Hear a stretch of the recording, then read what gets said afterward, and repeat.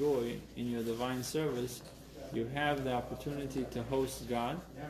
So just for that fact, you should be very joyful.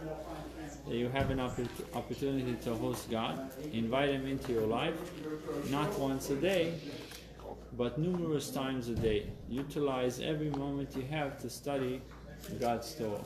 So really a celebration that you have that capability. In today's lesson, in addition to the channel of Torah study, giving tzedakah of one's earnings is a desirable medium to host the Shekhinah, since it elevates all the worldly energy that went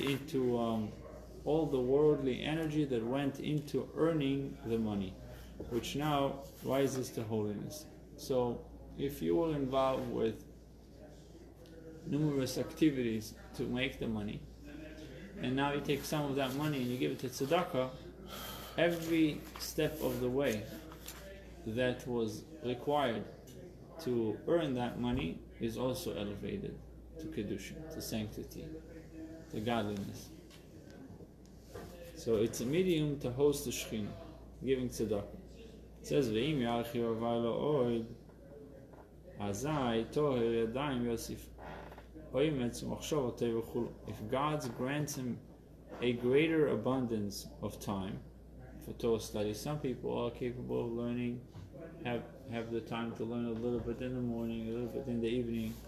But if you have more time on your hand, maybe your business is doing very well, you don't have to spend that much time, or you don't need to earn that much money, you have what you need, and you're comfortable, you don't have to work many hours. So it says, if you have greater abundance of time for Torah study, then he whose hands are pure will increase his effort. You should resolve that as more time becomes available to him, he will devote it to Torah study. Meaning, if Hashem knows that when you have more time on your hand, you will be studying more Torah, and He has an incentive to give you more time. But if you have more time and this time will be wasted, so what's the point? Rather work. Because batala means sitting idle only leads to stupidity, right? Foolishness.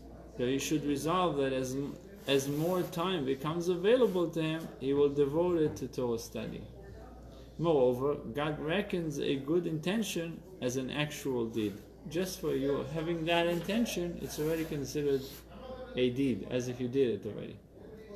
Therefore, even while his time for Torah study is limited to a small part of the day and night, he is regarded as if he had studied the entire day, since he would have devoted all this time to Torah study had it been available.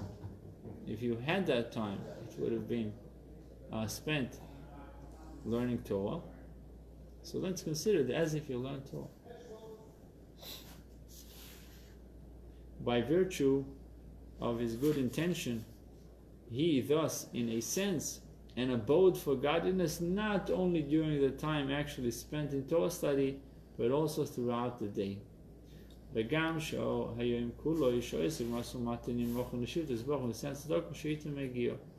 Even during the remainder of the day, that's another part. First part is the resolution that when you have free time, you should spend it in learning Torah. Second part, even during the remainder of the day, when he is engaged in business, he will be an abode for God. How can you become an abode for God? Doing your willing and dealing. It says, by giving charity out of the proceeds of his labor. Charity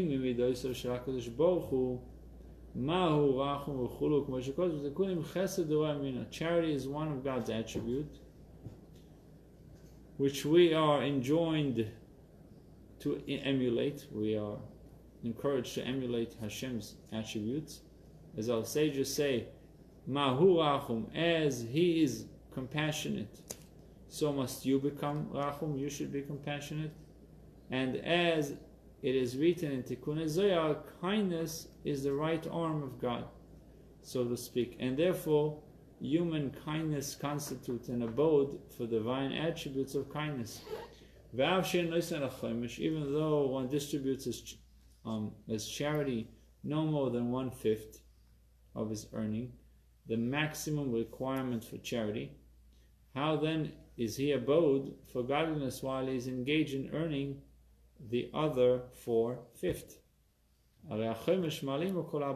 Alter Rebbe answers the question right away, because if you only gave 15%, 10% or 15%, Chomish is 15. Chomish 20% of his earnings. So if you give 20% of your earnings, the other 80 are not holy. Why are you calling them holy? So he answers, yet the 5th elevates with it all the other 4 parts of God. That's what it means. So that they too become an abode for him. It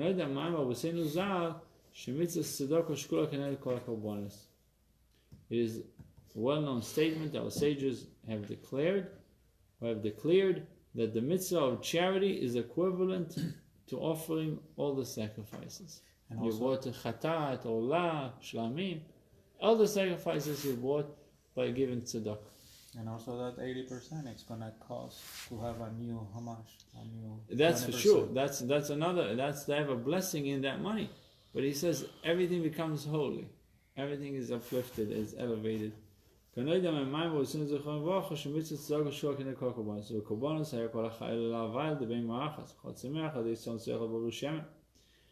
in the case of sacrifices, all living creatures were elevated to God through the offering of one animal.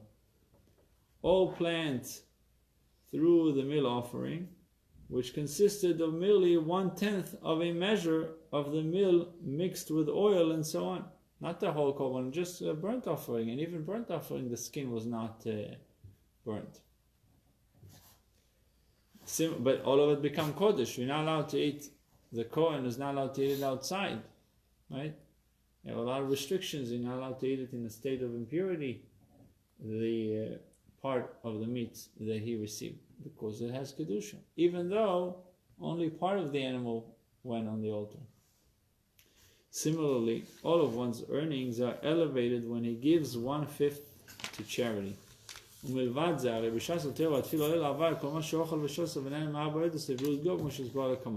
aspect to it, it says, apart from this, as explained below, all that one has eaten and drunk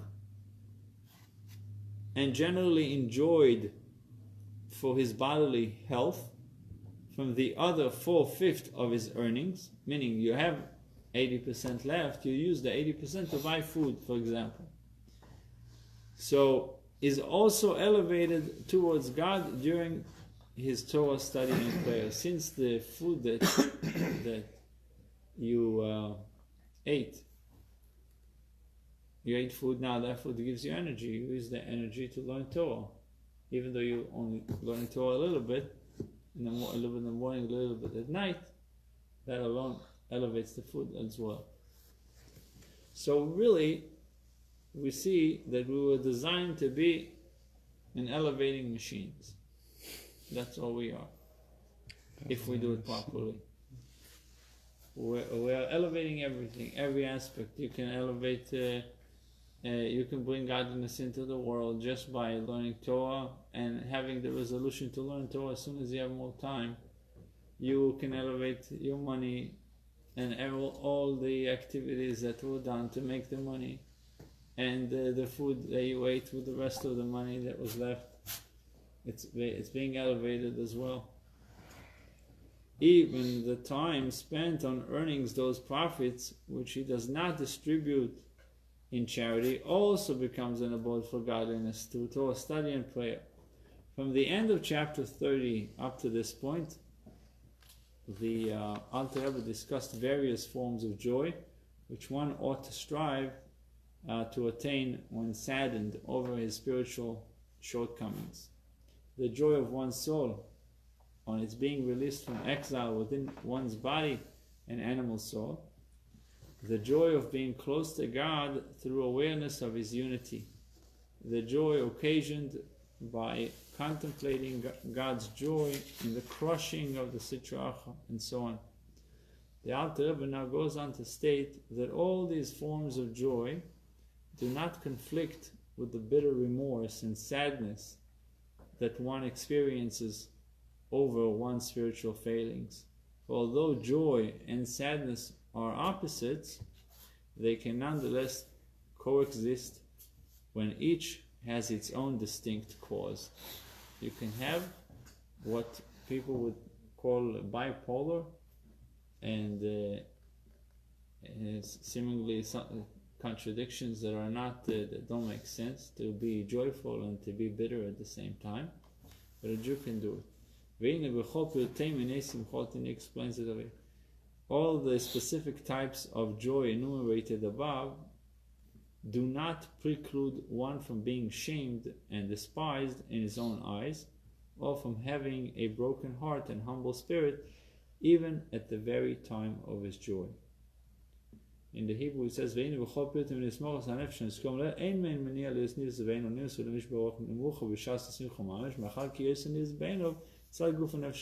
the shame and so on is prompted by one's awareness of the lowliness of his body and animal soul.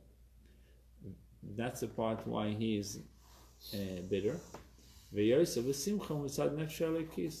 While his joy is felt on account of his divine soul and the animating spark of godliness closed within it, as mentioned above. It says in the Zohar, you find a similar statement in the Zohar. Weeping, crying, being bitter is lodged in one side of my heart, and joy is lodged in the other side of the heart. Rabbi Lozo exclaimed, Rabbi Lozo was the son of Rabbi Shimon Bar Yochai, exclaimed these words upon hearing from his father Rabbi Shimon, an esoteric exposition on the destruction of the temple. On the one hand, we now felt even more keenly, the enormity of the tragedy, feeling the tragedy more because Rabbi Shimon Bar Yochai just explained the esoteric exposition on the destruction of the temple. On the other hand, he was filled with joy over the secrets of Torah being revealed to him. Deep secrets of Torah caused him joy. Understanding the enormity of the tragedy brought him sadness. So he had two things in one shot.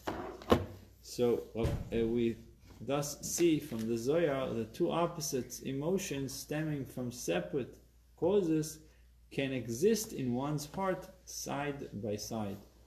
The takeaway from today's Tanya, a reflection to bring on joy in your divine service. You can make every aspect of your life an abode for God by giving charity. Give charity with joy. God is literally with you. Let's go to